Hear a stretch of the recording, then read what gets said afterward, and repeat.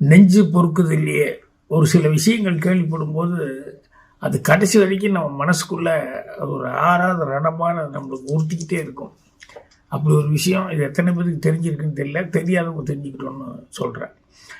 அந்த மேட்டுப்பாளையத்துலேருந்து ஒரு 10-15 கிலோமீட்டரில் பத்திரகாளியம்மன் கோயில்னு ஒரு ஃபேமஸான கோயிலுக்கு, அதுக்கு பக்கத்தில் நெல்லித்துறை, இதெல்லாம் நாங்கள் ஷூட்டிங் எடுக்க போகிற ஸ்பாட்டு. அங்கே அம்பரம்பாளையம் ஆறுன்னு சொல்லிட்டு ஒரு நீலகிரி மேலேருந்து வரக்கூடிய ஒரு ஆறு ஓடிக்கிட்டு இருக்கு. இந்த ஆத்தோரத்தில் இந்த கோயிலுக்கு வர்றவங்களோ, இந்த மாதிரி ஷூட்டிங் வர்றவங்க, இல்லைன்னா இந்த பிக்னிக்கு பசங்க சனி ஞாயிறு வர்றவங்க, இவங்கெல்லாம் அங்கே போய் அந்த ஆற்றுல இறங்கி நீச்சல் அடிக்கிறதுங்கிறது வழக்கம். இப்படி நீச்சல் அடிக்கும்போது திடீர்னு சில பேர் காணாமல் போயிடுவாங்க.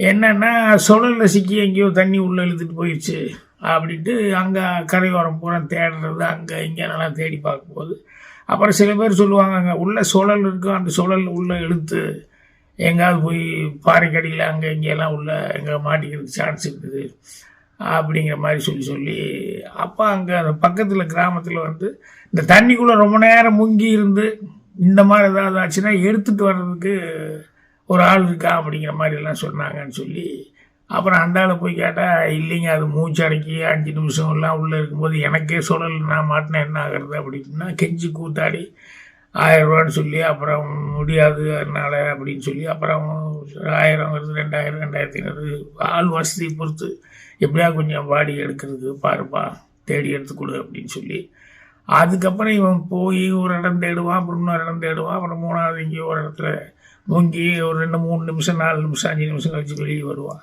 அவனால் அவ்வளோ தம் கட்ட முடியும் உள்ள தண்ணிக்குள்ளே.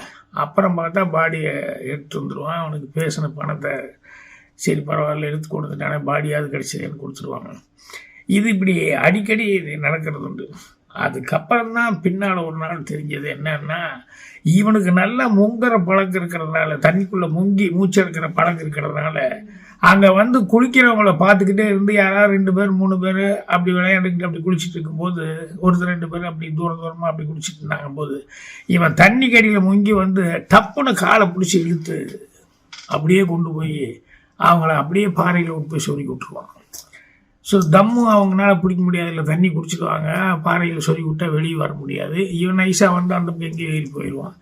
அப்புறம் எல்லாம் தேடும்போது இவனே எடுத்து கொடுக்குற மாதிரி இது ஒரு தொழில் மாதிரியே ஒருத்தன் பண்ணிட்டு இருந்தான்னா இது எவ்வளவு கஷ்டம். ஒருத்தனை அடித்து காசு பிடிங்கிறதோ இல்லை அடித்து கொடுங்கிறதோ ஏமாற்றி கொடுங்கிறது இதெல்லாம் கூட பரவாயில்ல.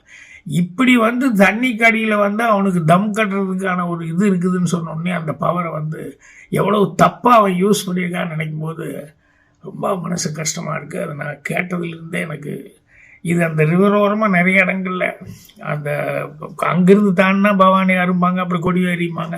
இந்த ஆத்தோரமெல்லாம் இந்த மாதிரி சமாச்சாரங்கள் நிறைய நடக்குதுன்னு இப்போல்லாம் போர்டு வச்சுட்டாங்க. அங்கே ரொம்ப கேர்ஃபுல்லாக இருங்க, தனியாக ஒத்தையில் போய் இது பண்ணாதீங்க அப்படி இப்படிங்கிற மாதிரிலாம் சொல்லி போர்டு வச்சுட்டாங்க. அதனால் அந்த சைடு போகிறவங்களும் கொஞ்சம் கேர்ஃபுல்லாக இருங்க. இப்படி கூட சில ஜென்மங்கள் இருக்குது அப்படிங்கும்போது கேட்கும்போது மனசுக்கு ரொம்ப கஷ்டமாக இருக்குது.